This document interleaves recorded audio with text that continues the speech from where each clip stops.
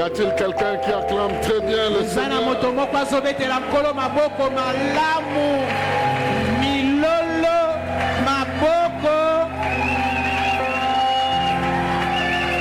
Acclame, acclame très très très bien pour le roi des rois.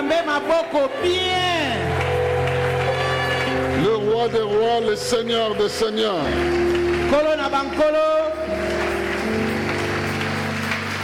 Alors, j'ai comme l'impression que tu as des problèmes pour acclamer le roi dans la maison. Il y a un problème. Il y a un problème avec quelqu'un.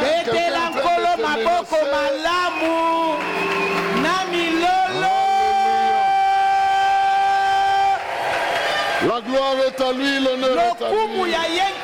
La magnificence est à lui.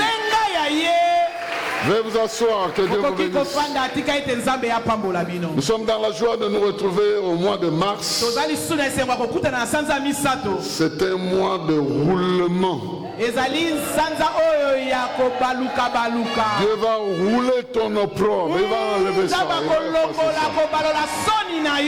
Il va rouler ton opprobre. Je ne sais pas qui a préparé quoi, mais Dieu va rouler ça. C'est un mois de roulement. Tu es bien informé que c'est un mois de roulement. Et je t'informe que Dieu va rouler cette chose-là qui te fait des problèmes, qui te donne des palpitations. Il va rouler ça. Amen. Mais ce n'est pas ça notre sujet. Nous sommes en train de parler des signes et des prodiges. Et nous voulons aujourd'hui parler d'émerger comme signe du royaume de Dieu. Comme signe du royaume de Dieu. Et parce que nous émergeons comme signe du royaume de Dieu, nous apportons avec nous un changement dans les environnements où nous sommes. En fait, un signe, dans le sens où je vais l'aborder, c'est un élément qui incarne le pouvoir. Et quand ça entre dans un environnement, ça impose le pouvoir que cela représente.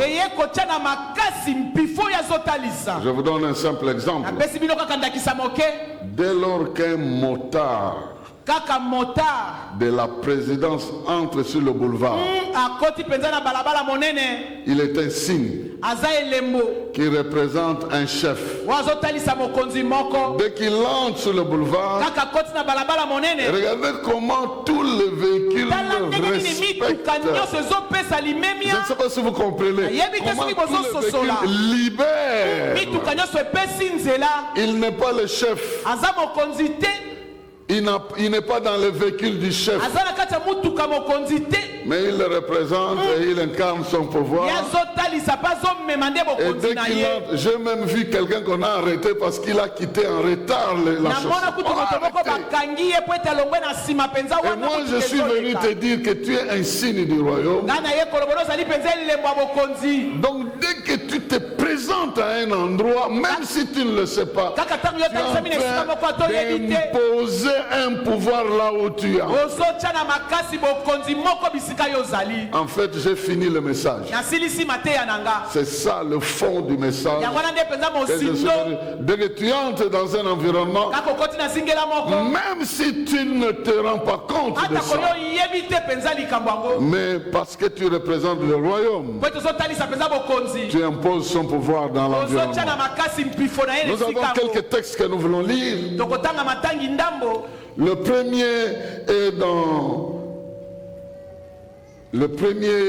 est dans le livre de Josué. De Josué chapitre 3. Josué chapitre 3, nous lisons du verset 10 au verset 17. Ici, je vais aborder ce sujet en 3 étapes. La première étape, je vais aborder les signes extérieurs, les signes que Dieu nous a donnés ou que Dieu avait donnés comme des signes extérieurs qui ne sont pas intérieurs. Ces signes étaient en dehors de l'homme, de la vie de l'homme. Et plus tard, ces signes sont entrés dans la vie de l'homme. Mais regardons la première étape, ces signes étaient extérieurs à l'homme. Josué chapitre 3, verset 10 à 17. Les signes extérieurs qui représentaient le royaume de Dieu. Il est écrit ceci. Voici comment vous saurez que l'Éternel, voici comment vous saurez que le Dieu vivant est au milieu de vous et qu'il ne manquera pas de déposséder en votre faveur les Cananéens, les Hittites, les Éviens, les Phérésiens, les Girgasiens, les Amoréens, les Jébusiens. Le coffre de l'alliance du Seigneur de toute la terre va traverser le Jourdain devant vous. Maintenant, choisissez 12 hommes dans les tribus d'Israël, un par tribu. Dès que les prêtres qui porteront le coffre de l'Éternel, le Seigneur de toute la terre, poseront la plante des pieds dans le Jourdain, le fleuve sera coupé en deux. Les eaux venant de l'amont s'arrêteront net en formant comme un mur. Le verset 14, le peuple plia ses tentes pour traverser le Jourdain. Les prêtres portant le coffre de l'Alliance marchaient en tête. C'était l'époque de la moisson où le Jourdain déborde continuellement par-dessus ses rives. Au moment où ceux qui portaient le coffre arrivèrent sur ses bords, où ces prêtres mirent les pieds dans l'eau, les eaux venant de l'amont cessèrent de couler et formèrent comme un mur sur une grande distance. À partir de la ville d'Adam, située à côté de Tsartan, tandis qu'en aval, les eaux qui descendaient vers la mer de la vallée du Jourdain, c'est-à-dire vers la mer morte, s'écoulèrent. Le peuple traversa à la hauteur de Jéricho. Les prêtres qui portaient le coffre de l'Alliance de l'Éternel s'arrêtèrent dans les lits desséchés au milieu du Jourdain pendant que tout Israël passait à pied sec. Ils s'y tinrent fermement jusqu'à ce que tout le peuple y achevé la traversée. Toi tu dis Amen, très bien. Amen. Voici le coffre de l'Alliance qui représente la présence de Dieu. Et parce que ce peuple doit aller à la terre promise, le coffre a été utilisé comme symbole pour leur permettre d'arriver à la destination. Lorsqu'ils ont porté le coffre, Dieu avait prévu que dès que le coffre touchera l'eau par le canal de ceux qui transportent, en amont, le fleuve qui venait va former un mur. Et ceux qui descendent devaient descendre. Et il y a une ouverture pour que le peuple accède à la terre promise. Dieu n'a pas arrangé ces événements-là par hasard. Mais c'est pour nous apprendre que là où il y a un symbole, ce que Dieu veut va nécessairement s'accomplir. Là où il y a le symbole, la volonté de Dieu, l'autorité de Dieu, la domination de Dieu doit s'imposer dans les milieux. Et imaginez-vous, rien que le fait que les prêtres mettent les pieds sur le Jourdain ou dans le Jourdain, ce que Dieu avait prévu arrive. Aussi longtemps que les signes n'étaient pas là, le Jourdain pouvait couler. Mais dès que les signes arrivent là, ce que le ciel avait décidé devient la réalité de cet endroit. Alors, si cela est vrai pour le coffre de l'alliance, cela aussi est vrai pour le sang de Jésus. Cela aussi est vrai pour le sang de Jésus. L'humanité était dans les péchés. La relation avec Dieu était coupée. Mais dès que le sang de Jésus, qui symbolise sa vie, est tombé sur la terre, il y a une ouverture.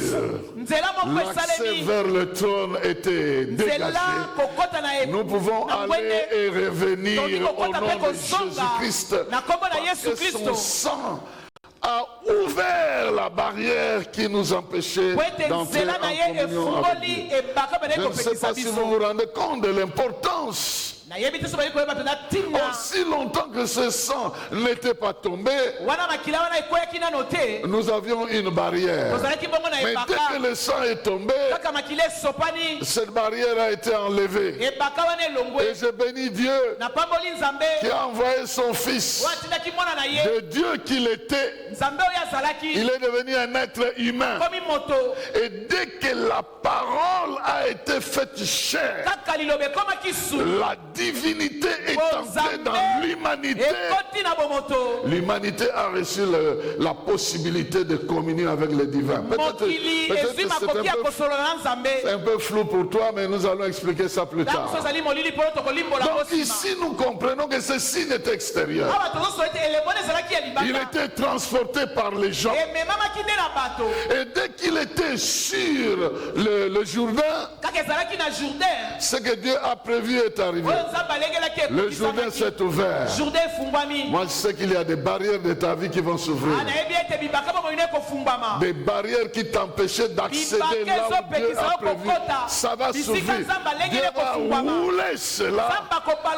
Rien qu'avec ce que tu portes dans ton cœur. Rien qu'avec ce que tu confesses de ta bouche. Parce qu'ici, nous avons l'arche de l'alliance qui symbolise la présence de Dieu au milieu de son peuple. Mais c'était externe. Après cela, ça a cessé d'être externe. Le signe est devenu matériel. Le signe du royaume et le signe de l'alliance est devenu matériel sur la vie de l'homme, sur le corps de l'homme. Et cela, nous lisons ça dans Josué rapidement. Rapidement, Josué chapitre 5. Nous allons lire quelques versets au chapitre 5 et le chapitre 6 aussi. Avant c'était simplement le coffre de l'alliance qui symbolisait. Mais c'est passé du coffre de l'alliance à la circoncision. Donc le signe n'était plus extérieur. Le signe est inscrit sur le corps de l'homme. Il est écrit ceci. Josué chapitre 5, versets 2 à 3. À cette époque, l'Éternel dit à Josué: fais-toi des couteaux de silex et circoncis cette deuxième génération d'Israël. Josué s'est muni de couteaux, de silex et circoncis les Israélites sur la colline d'Aralot. Verset 8, je saute les autres versets. Je vais au verset 8. Après que tout le peuple eut été circoncis, ils restèrent sur place dans le camp jusqu'à leur guérison. Puis l'Éternel dit à Josué: aujourd'hui, je vais rouler loin de vous l'opprobre de l'Égypte. C'est pourquoi cet endroit fut appelé Gilgal, le roulement, nom qu'il a conservé jusqu'à ce jour. Amen. Amen. Maintenant que ton corps reçoit le signe de mon appartenance, je vais rouler l'opprobre qui circulait avec toi. L'opprobre qui circulait avec toi va être roulé, va être enlevé. Alors, le chapitre 6, je saute les autres versets. J'entre au chapitre 6. Si vous allez rater la lecture, mais je vous donne déjà la substance. L'arche avait servi de traversée pour qu'on arrive dans la terre promise. Maintenant, la circoncision va leur permettre d'entrer en possession de cette terre. Les gens qui ont circulé autour de murailles étaient des gens circoncis. Toute la foule était restée là-bas. Les soldats, parce que les femmes, les mamans, les autres, ils étaient dans la foule. Mais ceux qui circulaient autour de murailles, c'est des gens qui venaient d'être circoncis. Ils portaient sur eux le signe de l'alliance. Et l'ordre était que dès que le ciel va donner le signal, vous aussi vous allez sortir votre voix en tant que signe. Vous allez crier devant le mirail et ça va s'écrouler. Et chacun de vous va marcher devant soi et il va trouver beaucoup de choses que Dieu a réservées pour lui. Ça, c'est ce que la Bible nous enseigne ici. Je vais lire ça pour que vous compreniez. Josué chapitre 6, verset 1 à 5 dit ceci. La ville de Jéricho avait soigneusement fermé toutes ses portes et s'était barricadée derrière par peur des Israélites. Plus personne n'entrait ni ne sortait par ses portes. L'Éternel dit à Josué, regarde, je te livre Jéricho, son roi et tous ses guerriers. Pendant 6 jours, toi et tous tes soldats, vous ferez chaque jour le tour de la ville 1 fois par jour. 7 prêtres portant chacun un corps fait d'une corne de bélier précéderont le coffre de l'alliance. Le 7e jour, vous ferez 7 fois le tour de la ville et le prêtre sonneront du corps. Quand le peuple les entendra produire avec leur corps son sang prolongé, tout le monde poussera un cri et les remparts de la ville se couleront sur place. Alors le peuple donnera l'assaut, chacun droit devant soi. Amen. Amen. Maintenant, c'est l'arche de l'alliance et la circoncision.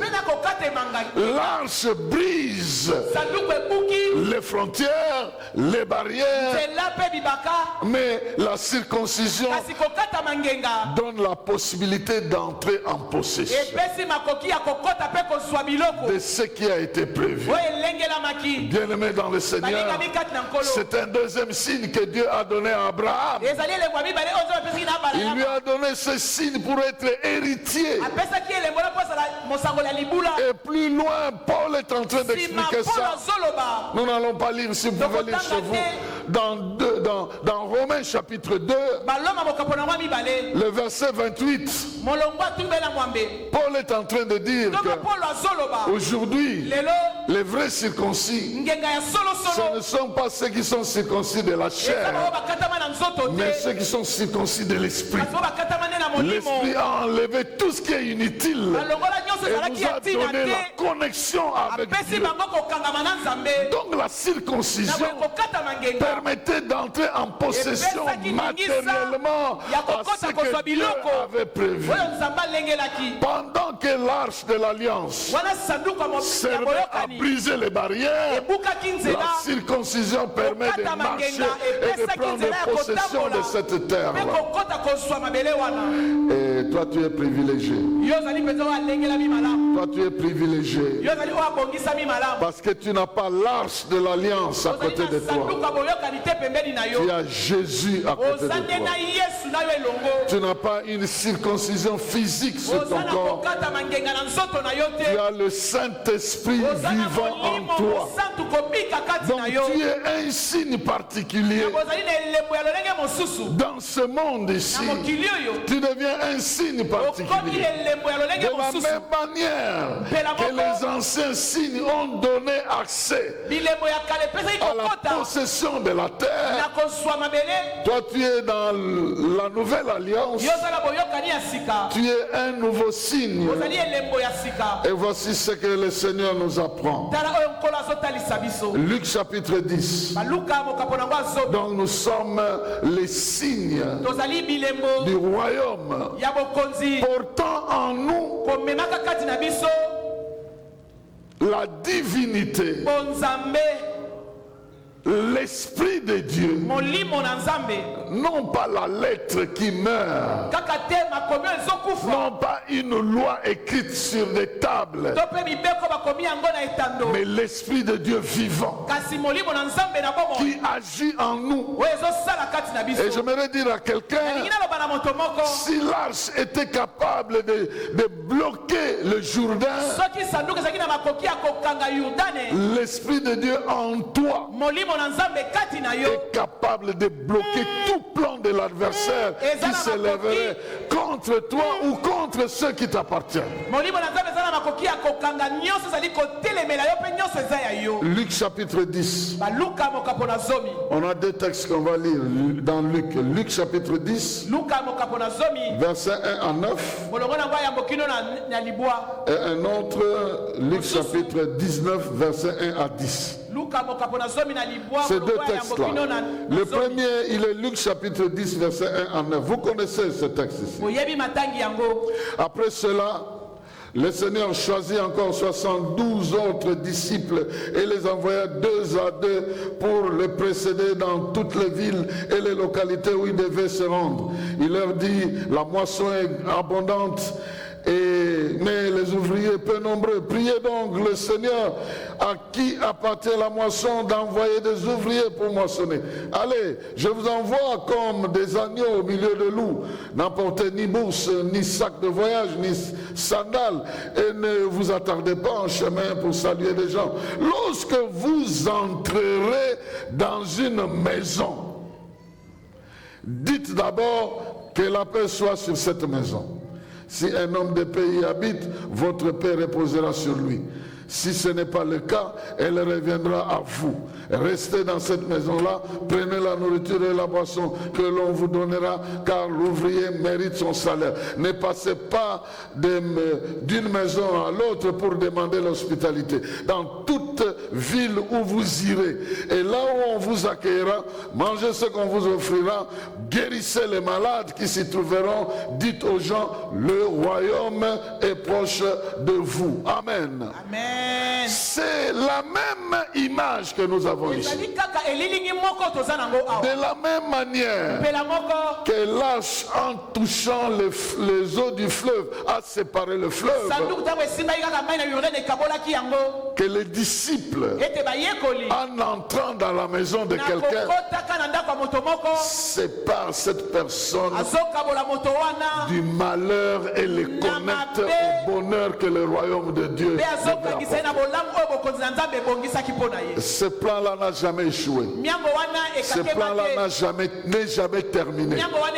Je suis en train de parler à quelqu'un à qui Dieu a donné le même esprit et qui est capable de jouer le même rôle. Là où tu entres, avec la conviction que le royaume de Dieu est avec toi, tu contrôles cet endroit, tu domines cet endroit, le pouvoir de Dieu se manifeste dans cet endroit. Je suis venu pour qu'une onction particulière touche quelqu'un qui m'entend aujourd'hui, afin d'activer cela, parce que nous sommes dans un mois de roulement et Dieu Dieu veut t'accorder cette grâce-là de comprendre que pendant ce temps, le lieu où tu te trouves t'est accordé pour exercer le pouvoir que Dieu t'a donné pour exercer.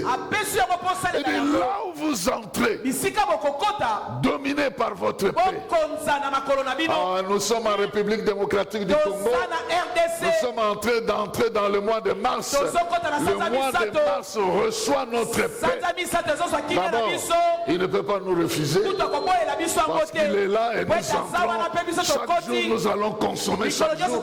Et chaque jour nous produisons notre paix. Quel que soit le plan de l'adversaire, tout ce que l'ennemi peut avoir planifié n'aura pas d'effet parce que nous sommes là comme les ministres du roulement. Nous sommes en train de rouler tout ce que l'ennemi a planifié et proclamer ce que Dieu a planifié. Ce que je suis en train de faire déjà, c'est ça dans ta vie. Je suis en train de déclarer que le mois de mars ici, Dieu va rouler le il va bénir ta vie. Il va la visiter de manière particulière. Il va faire entrer dans ta vie une série de bénédictions. Telle est sa parole. Au nom de Jésus, et quelqu'un reçoit cela. Donc quand les disciples entrent dans un endroit, cet endroit-là est soumis au dictat de ces disciples-là. Aujourd'hui, tu n'entres pas peut-être dans la maison de quelqu'un, mais tu entres dans le mois de mars. Tu seras invité dans un bureau. Tu seras invité pour être écouté à gauche, à droite. Tu seras appelé pour ceci, cela. Dès que ta voix va se faire entendre, les murailles vont s'écrouler et tu marcheras devant toi, devant la promesse que Dieu t'a donnée. Il y a quelqu'un qui sera guéri d'une maladie dont tu n'as jamais été guéri dans le temps. Il y a quelqu'un qui va avoir accès à un montant qu'il n'a jamais eu avant. Simplement parce que le mur s'écroule et chacun monte devant soi. Nous n'avons pas tous le même besoin, mais chacun rencontrera la bénédiction de l'Éternel sur son chemin, parce que nous sommes en train d'entrer comme des signes du royaume. Il les a envoyés. Mais cela ne suffit pas. Je vous donne une autre image prophétique qui est dans Luc 19. Le verset 1 à 10. Vous connaissez aussi l'histoire. Voyez, maintenant, c'est Jésus qui est notre chef et nous le représentons. Là où nous sommes, nous le représentons. Il a vaincu la mort, il a vaincu le péché, il a vaincu les maladies, il a vaincu la haine, il a vaincu la tombe. Et là où nous nous promenons, nous avons le pouvoir d'exercer son autorité. Il y a quelque chose qui va se passer dans ce verset ici.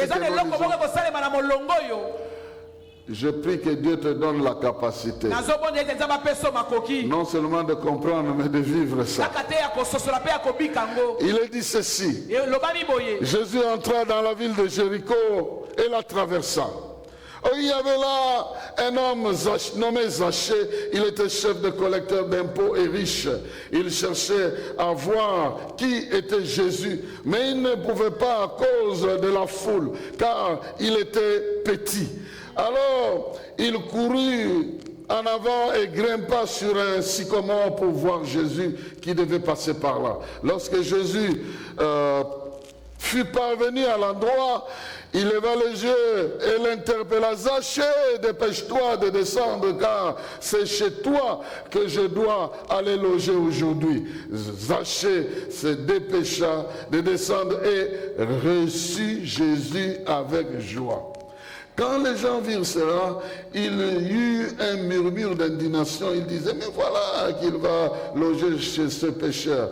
Mais Zachée se présenta devant le Seigneur et lui dit, Seigneur, je donne la moitié de mes biens aux pauvres.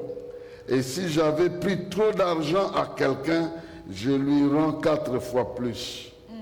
Jésus lui dit alors, aujourd'hui, le salut est entré dans cette maison parce que cet homme est lui aussi un fils d'Abraham.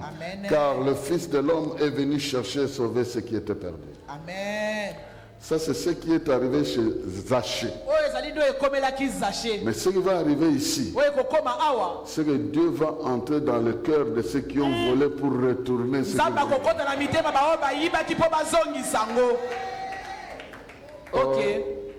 Comment vous me regardez comme ça? Il y a des gens qui te doivent l'argent. Dieu va entrer dans leur cœur pour qu'ils te retrouvent. Écoutez, ça c'est ce que l'Esprit de Dieu m'a dit qu'il va faire. Il va entrer dans le cœur des gens qui ont beaucoup d'argent. Ils ne savent pas quoi faire avec. Il va leur donner un bon cœur pour commencer à distribuer. Je vous le dis, ça va se faire. Il va pénétrer dans les consciences de certaines personnes. Mais tout ça, tu feras quoi avec? Si tu meurs aujourd'hui, ça va faire donne à un tel, donne à un tel, donne à un tel, donne à un tel. Je prie que tu sois sur la liste de ceux qui vont recevoir. Oh, tu seras sur la liste. Peut-être tu ne comprends pas, mais quelque part, tes droits ont été bloqués. Tes bénédictions ont été bloquées. Mais parce que Dieu entre dans cette affaire, ils vont rouler l'opprobre. Toi qui devais être loin matériellement, mais Dieu va faire récupérer la situation. Afin que ce qui était bloqué quelque part soit relâché afin que tu en bénéficies. Parce que toi aussi, tu es un signe du royaume. Tu es un signe du royaume. Et ça, c'est ce que Dieu va faire. Mais il va aussi t'utiliser. De la même manière que Jésus est entré chez Zachée, de la même manière tes prières vont entrer dans ce pays ici. De la même manière tes prières vont entrer dans le pays. Pour que ce qui ne se faisait pas se fasse. Pour que ceux qui étaient laissés pour compte reçoivent quelque chose. Je ne sais pas comment ça va se faire, mais Dieu va bousculer quelque part quelque chose. Il y aura des rattrapages de paiements dans la vie des gens. Il y aura des choses suspendues qui seront libérées parce que nos prières vont percer les endroits où l'ennemi a gardé des choses contre les enfants de Dieu. Cela se fera aussi au niveau spirituel. Il y a des gens dont la vie spirituelle était bloquée. Nos prières vont s'adresser à l'Esprit de Dieu. Il va ouvrir la barrière. Et certaines personnes seront ivres du Saint-Esprit. Ils vont avoir accès à une puissance qu'ils n'ont jamais eue. Je le déclare dans le nom de Jésus. Il y a quelque chose qui va t'arriver qui viendra du fait que Dieu a enlevé la barrière. De la même manière qu'il est entré chez Zachée, et Zachée a pris conscience qu'il y a quelque chose qu'il devait donner à quelqu'un. Il y a quelque chose qu'on devait te donner mais qu'on ne t'a jamais donné. En ce mois ici, quelqu'un va se rappeler de toi. Quelqu'un va se rappeler que tu as rendu service. Il y a quelqu'un à côté du roi qui va se rappeler qu'en prison Joseph m'avait rendu service. Il y a quelqu'un qui va se rappeler et quelque chose arrivera de bien parce que Dieu aura touché quelqu'un qui doit nécessairement décider favorablement à ton égard. il est entré chez Zachée. Et la Bible dit le salut est entré chez Zachée. Je crois que ce salut-là, il va parcourir les provinces de la République démocratique du Congo. Et il va nous sortir de toutes sortes de blocages. Parce que nous aussi, nous sommes les fils d'Abraham. Nous sommes de la descendance d'Abraham. Et parce que par la foi, nous sommes les descendants d'Abraham, Dieu va agir en notre faveur. De la même manière qu'il est entré, je dis bien, chez Zachée, il va entrer chez toi pour libérer ce qui était bloqué. Mais il va aussi entrer chez d'autres personnes pour permettre que ce que tu n'avais pas puisse avoir lieu. Parce que c'est un mois où il va rouler les blocages avec des signes. Alors je pose trois questions. Si l'arche de l'alliance a séparé le Jourdain, comment Christ dans ta vie ne peut pas séparer ce qui t'empêche de progresser? Je suis venu t'annoncer qu'il va séparer. Et c'est le temps où il va rouler cela. Tu as peur de certaines choses qui ne vont pas t'arriver. Ça ne t'arrivera pas parce que Dieu va rouler cela. J'ai vu des signes de peur ici, mais qui sont en train d'être roulés. J'ai vu la peur d'entrer quelque part, la peur de prendre quelque part quelque chose. On va te bénir, mais tu auras peur. Tu auras peur de cet argent-là. Je suis allé dans une église. On m'a donné une chèvre.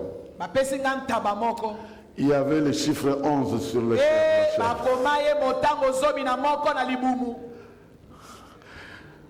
Je ne regardais pas le don de la chèvre. Je regardais les signes. Je dis, qu'est-ce que c'est que cette histoire? Et puis après on m'explique qu'il y a des vendeurs qui viennent avec beaucoup de chèvres. Ils mettent seulement les signes pour reconnaître.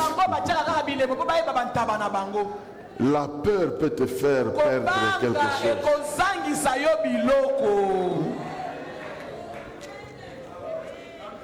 Tu rêves, tu as bien mangé la nuit. Dis que ce que j'ai vu là devienne la réalité de moi. Au lieu d'avoir peur, est-ce qu'on ne m'a pas fait manger? Je compte à faire manger quoi? Demande que cette situation devienne la réalité de ta vie. La peur doit être bannie. Parce que toi-même tu es un symbole. Bientôt Dieu va t'envoyer dans des endroits. Tu entres dans une entreprise en faillite. L'entreprise change d'attitude, devient bénie à cause de ta présence. Oh, tu entres dans une famille par les liens du mariage. Même s'il y avait des problèmes dans cette famille-là, la bénédiction pénètre jusque dans cette famille-là. Oh, tu entres dans une relation avec quelqu'un, rien que la communication verbale commence à changer la vie de la personne. Je prie et je reçois la bénédiction et je la communique dans la vie de quelqu'un. Tu deviens le sujet de bénédiction, tu deviens le canal de bénédiction, tu deviens le signe de bénédiction, tu deviens le signe de la présence de Dieu, tu deviens le signe du changement, tu deviens le signe de la transformation. Dieu va t'utiliser dans son royaume comme un signe, lui-même agissant au travers de ta vie. Et il en sera ainsi. Et il en sera ainsi. Avant c'était le coffre. Après c'était la circoncision. Maintenant c'est l'Esprit de Dieu qui habite en toi, qui libère l'autorité. L'Esprit est plus grand que le coffre de l'alliance. L'esprit est plus grand que la circoncision. Le coffre de l'alliance qui a ouvert le Jourdain était capable de transformer la vie d'Obed-Edom en 3 mois. En 3 mois, on lui a laissé le coffre parce que ça venait de tuer quelqu'un. On a déposé ça chez Obed-Edom. Et puis la Bible dit, on a là informé David que Dieu a béni Obed-Edom. Et moi je déclare encore, on apprendra que Dieu a béni ta maison. On apprendra que Dieu a visité ta vie. On apprendra que Dieu a béni ta santé. On apprendra que Dieu a touché tes finances. On apprendra que Dieu a touché ta promotion. On apprendra que Dieu a étendu les limites de tes avoirs. On apprendra que Dieu a changé les chiffres de tes avoirs. On apprendra que Dieu a changé ton état civil. On apprendra que Dieu a changé le nombre de tes enfants. On apprendra que Dieu t'a touché de manière particulière. On apprendra que toi aussi tu es parmi les bénis de l'Éternel. On apprendra que là où tu arrives, les choses changent. Oh, là où tu arrives, la nourriture arrive. Là où tu arrives, la boisson arrive. Là où tu arrives, l'argent arrive. Là où tu arrives, le salut arrive. Là où tu arrives, la délivrance arrive. Là où tu arrives, la justice de Dieu arrive. Je le proclame parce que ça se fait par proclamation. Dieu a dit à Josué, voici ce que vous devez faire. Voici ce que vous arriverez. C'est par la proclamation que cela est arrivé. C'est comme ça que je suis venu proclamer dans la vie de quelqu'un qui est assis là-bas, dans la vie de quelqu'un qui m'entend là-bas, que Dieu fait de toi un instrument. Il fait de toi un instrument. Verbalement, tu parleras, les miracles s'écrouleront. Physiquement, tu avanceras, tu prendras possession. Spirituellement, tu invoqueras et le ciel répondra. Et l'aspect de ta vie devait devenir un signal de la présence de Dieu. Sinon, alors, à quoi cela devait servir? Que tu sois ce que tu dois être. Non, tu n'es pas là pour représenter ta famille. Non. Tu n'es pas là pour représenter une tribu quelconque. Tu n'es pas là pour représenter une nation quelconque. Tu es là pour représenter le royaume de Dieu. Et parce que tu es là pour représenter le royaume de Dieu, quand tu entres dans ta famille, elle est bénie. Quand tu entres dans ta tribu, elle est bénie. Quand tu entres dans ton pays, il est béni. Quand tu entres dans le sanctuaire de l'Éternel, l'Esprit déverse encore de l'onction dans ta vie. Qu'il en soit ainsi. Dans le nom de Jésus. Hier, il était chez Zachée. Aujourd'hui, il est chez toi. Et je préviens qu'on va les critiquer. Comment Dieu peut bénir un tel? C'est pas possible. Le Dieu qui va te bénir, on va les critiquer. Parce que les gens ne t'auront jamais donné la chance d'aller de là. Mais Dieu ne va pas regarder ce que pensent les gens. Il va entrer dans ta vie. Et les gens vont se dire, ah, même lui aussi. En tout cas, si lui est béni, donc moi aussi je dois être béni. Je suis venu, moi, bénir quelqu'un. Parce que c'est la mission qu'il m'a donnée de prononcer ce que tu reçois. Et parce que tu reçois, ça devient une réalité de ta vie. De la même manière que les prêtres ont porté l'arche, de la même manière tu portes la vie de Jésus. Elle est en toi. Si tu vis, ce n'est plus toi qui vis, c'est Christ qui vit en toi. Là où tu es, il est présent. De la même manière, les pieds des soldats ont tourné autour de Jéricho. De la même manière, ta foi, lorsqu'elle tourne autour d'un sujet, ce sujet-là doit être transformé. Aujourd'hui, nous tournons autour de la guerre. Elle va disparaître. Elle va disparaître. Et certaines personnes rentreront chez eux. Et nous allons continuer à vivre. Parce que celle qui est venue rentrera chez elle. Et la honte qui était chez nous retournera là où elle est. Alors, retiens ceci, bien-aimé, je termine par ici. Je suis venu dire que tu dois émerger comme un signe du royaume. Parce que tu es un signe du royaume. Dieu a prévu que là où tu passes, les journées s'ouvrent, les murs de Jéricho s'écroulent, les maisons des gens soient bénies, les villes soient bénies, et le royaume de Dieu puisse accéder là où les gens ne pouvaient pas imaginer. Que Dieu te donne une grâce particulière. Et cette grâce, elle est déjà sur toi si tu acceptes Jésus.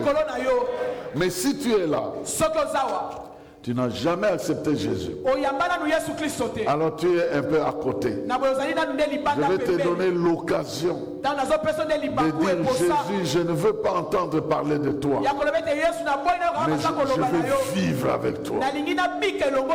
Je ne veux pas seulement profiter des prières des gens, je veux que mes prières aussi puissent influencer la vie des gens. Et je te donne ma vie. Si c'est la décision de ton cœur, nous allons prier en commençant avec toi. Nous nous inclinons en prière.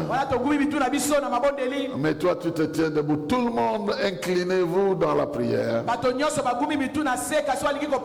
Et celui qui se décide, il ne regarde pas à gauche à droite, il se tient seulement debout. Je veux que tu te tiennes debout parce que quelque chose va arriver dans ta vie.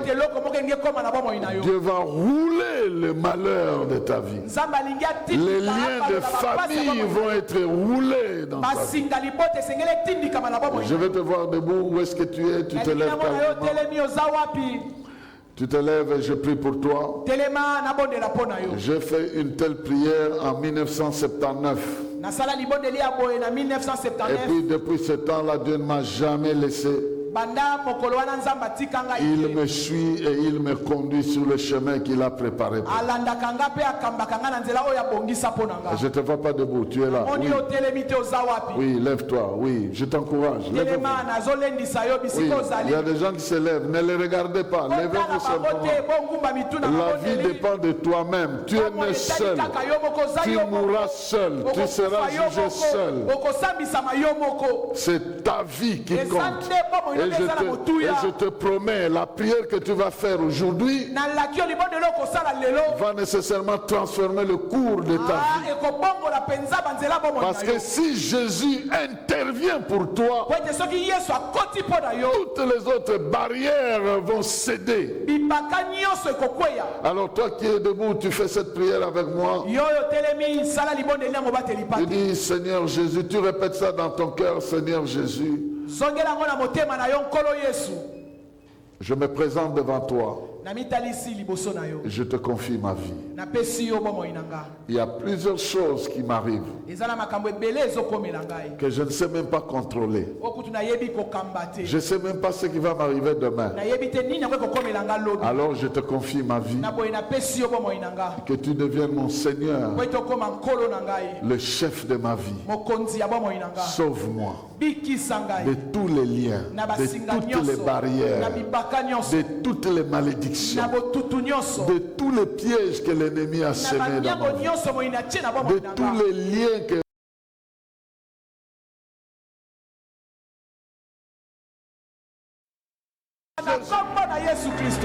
la peur va s'écrouler dans le corps de Jésus.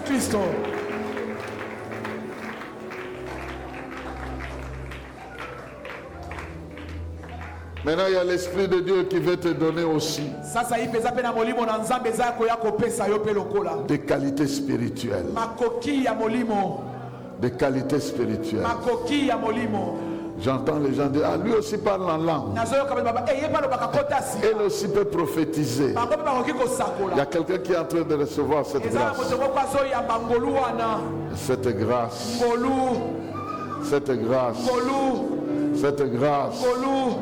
Et tu vas aussi dire comme Zachée, je ne savais pas que je pouvais faire ça. Maintenant je veux aussi intercéder pour mes frères et sœurs. Maintenant que Dieu m'a visité avec des dons spirituels. Il y a des choses que tu vas réaliser avec des dons. Je vois des dons spirituels se manifester dans la vie des gens. On va te contester que c'est faux. Parce qu'on ne croit pas que toi tu peux être béni. Mais je proclame cette bénédiction là. Elle est vivante dans ta vie.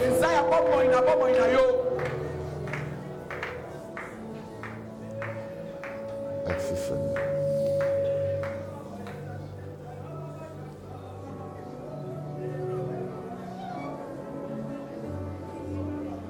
C'est roulé. L'opprobre est roulé. Maintenant parle à la République démocratique du Congo. Dis ton opprobre est roulé. Ton opprobre est roulé. Est-ce que tu peux déclarer cela? Parle à ton pays. Ton opprobre est roulé.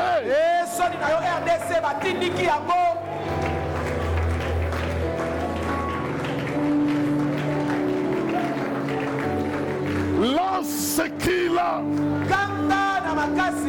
Et la guerre va disparaître. La paix au nom de Jésus-Christ. La paix au nom de Jésus-Christ.